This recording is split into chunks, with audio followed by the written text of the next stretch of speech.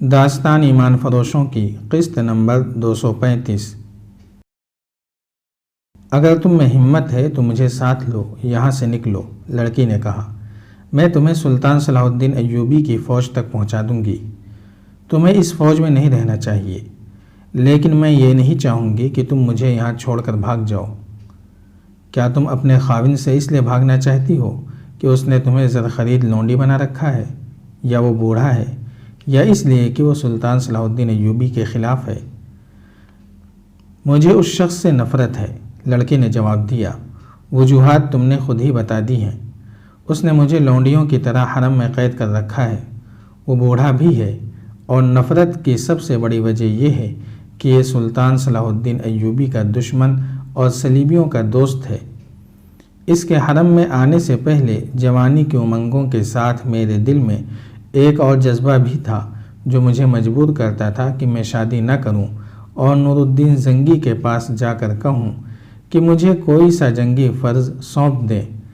میں صلیب کے خلاف لڑنا چاہتی تھی۔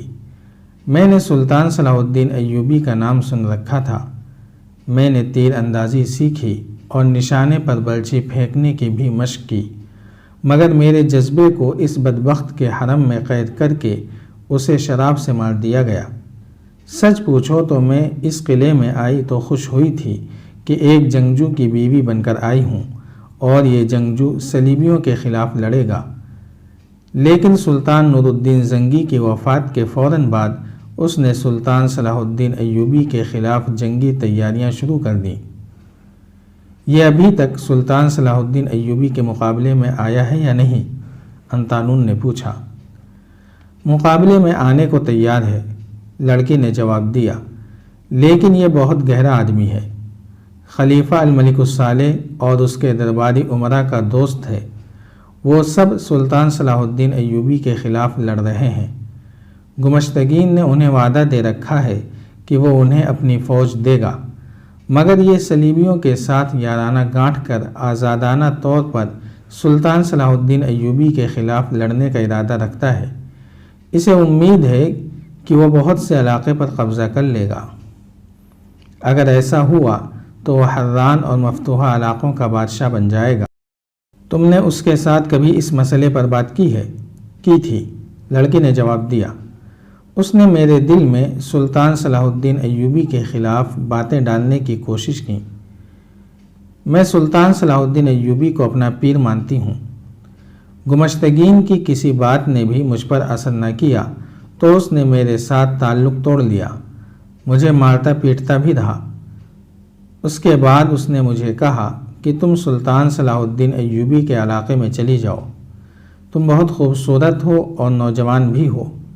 صلاح الدین ایوبی کے 3-4 سالاروں کو اپنے جال میں پھانس کر انہیں صلاح الدین ایوبی کے خلاف کر دو۔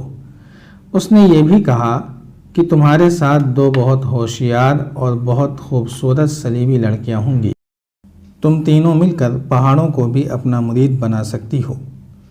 اس نے مجھے طریقے بتائے اور کہا کہ میں جا کر جاسوسی بھی کروں، اور اگر میں اس کے یہ سارے کام کر دوں تو وہ میرے خاندان کو بے اندازہ زر و جواہرات دے گا اور مجھے آزاد کر کے میری پسند کے آدمی کے ساتھ میری شادی کر دے گا۔ میں نے کوئی بھی شرط نہ مانی۔ تم مان لیتی، انطانون نے کہا، یہاں سے نکل کر سلطان صلاح الدین ایوبی کے پاس چلی جاتی۔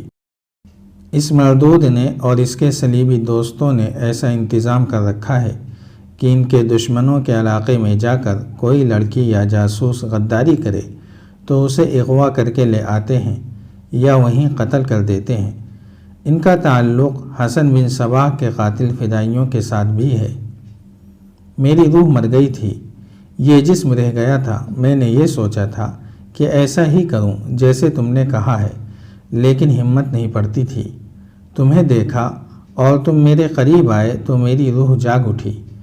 میں تمہارا احسان ساری عمر نہیں بھولوں گی کہ تم نے مجھے اپنے دل میں بٹھایا، لیکن اتنا ہی کافی نہیں۔ آؤ یہاں سے نکل چلیں۔ تم یہیں اسی قلعے میں صلیب کے خلاف اور سلطان صلاح الدین ایوبی کے دشمنوں کے خلاف لڑ سکتی ہو۔ وہ کیسے؟ جس طرح تمہارا آقا گمشتگین تمہیں سلطان صلاح الدین ایوبی کے علاقے میں جاسوسی کے لیے بھیجنا چاہتا ہے، اسی طرح سلطان صلاح الدین ایوبی کو بھی جاسوسوں کی ضرورت ہے جو یہاں رہ کر اسے ان لوگوں کے ارادوں اور دوسرے رازوں سے آگاہ کرتے رہیں۔ تمہیں کیسے پتہ ہے کہ سلطان صلاح الدین ایوبی کو جاسوسوں کی ضرورت ہے؟ لڑکی نے پوچھا۔ میں خود سلطان صلاح الدین ایوبی کا بھیجا ہوا جاسوس ہوں، انطانون نے کہا۔ لڑکی اس طرح چونکی جیسے اسے کسی نے خنجر گھونپ دیا ہو۔ کیوں؟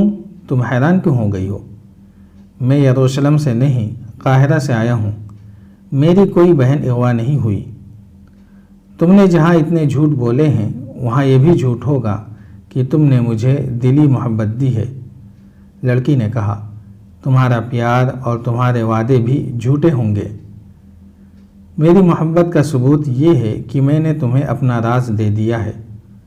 انطانون نے کہا، یوں سمجھو کہ میں نے اپنی زندگی تمہارے قدموں میں رکھ دی ہے۔ تم گمشتگین کو میری اصلیت بتا کر مجھے مروا سکتی ہو۔ کوئی جاسوس اپنا آپ ظاہر نہیں کیا کرتا۔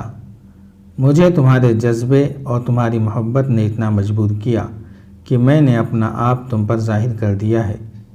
محبت کا دوسرا ثبوت اس وقت دوں گا جب یہاں سے اپنا کام کر کے واپس جاؤں گا۔ میں اکیلا نہیں جاؤں گا، تم میرے ساتھ ہوگی۔ لیکن ایک بات صاف صاف سن لو، اگر تمہاری محبت اور میرا فرض اکٹھے میرے سامنے آ گئے اور خدا نے میرا امتحان لینا چاہا کہ میں کسے پسند کرتا ہوں تو میں فرض کا انتخاب کروں گا، تمہاری محبت کو قربان کر دوں گا، دھوکہ نہیں دوں گا۔ تم نہیں جانتی کہ جاسوس سے اس کا فرض کیسی کیسی قربانیاں مانگتا ہے۔ سپاہی میدان جنگ میں لڑتا اور مرتا ہے، اس کے دوست اس کی لاش گھر لے جاتے ہیں اور بڑی عزت سے دفن کرتے ہیں۔ جاسوس مارا نہیں پکڑا جاتا ہے، دشمن اسے قید خانے میں لے جا کر ایسی ایسی اذیتیں دیتا ہے جو تم سن کر ہی بے ہوش ہو جاؤ۔ جاسوس مرتا بھی نہیں، زندہ بھی نہیں رہتا۔ جاسوس کے لیے فولاد جیسے مضبوط ایمان کی ضرورت ہوتی ہے۔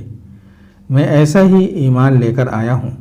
تم سے محبت کی ہے تو فولاد کی طرح مضبوط رہوں گا، مگر ایمان کا حکم نہیں ٹال سکوں گا۔ لڑکی نے اس کا ہاتھ اپنے دونوں ہاتھوں میں لے لیا اور چوم کر اپنے منہ پر پھیرا۔ اس نے کہا، تم مجھے بھی اتنا ہی مضبوط پاؤ گے، بتاؤ میں کیا کروں؟ انطانون نے اسے بتانا شروع کر دیا کہ وہ کیا کرے۔ اس کے لیے ضروری ہدایت یہ تھی کہ وہ گانے بجانے اور پینے پلانے کی ان محفلوں سے غیر حاضر نہ ہوا کرے جس میں صلیبی بھی شریک ہوتے ہیں۔ اگر اسے شراب کے 2 گھونٹ پینے پڑیں تو پی لیا کرے اور ان لوگوں میں گھل مل کر ان کی باتیں سنے۔ سلطان صلاح الدین ایوبی کو برا بھلا کہے اور ان سالاروں کے سینوں سے یہ راز نکلوائے کہ ان کے جنگی ارادے کیا ہیں۔ صلیبیوں کی باتیں غور سے سنے۔ انطانون نے اس سے ان 2 سالاروں کے متعلق پوچھا جن کے متعلق بتایا گیا تھا کہ ہندوستان کے رہنے والے ہیں۔ شمس الدین علی اور شادبخت کو میں اچھی طرح جانتی ہوں۔ گمشتگین ان کے بغیر کوئی قدم نہیں اٹھاتا۔ وہ اکثر یہاں آتے ہیں، راگ رنگ میں بھی شریک ہوتے ہیں، لیکن شراب نہیں پیتے۔ تم ان کے قریب ہو جاؤ، انطانون نے کہا۔ باتوں باتوں میں ان سے پوچھنا، کیا ارستان میں برف پگھل رہی ہے؟ وہ تم سے پوچھیں گے، کیا تم ارستان جا رہی ہو؟ تم مسکرا کر کہنا، ارادہ تو یہی ہے۔ اس کے بعد وہ تمہارے ساتھ کچھ باتیں کریں گے اور شاید یہ بھی پوچھیں کہ ادھر سے کون آیا ہے۔ جاری ہے۔ اگر آپ کو یہ قسط وار سلسلہ پسند آ رہا ہے تو لائک، شیئر اور کمنٹ کے ذریعے ہماری حوصلہ افزائی کریں۔ جزاک اللہ خیرا۔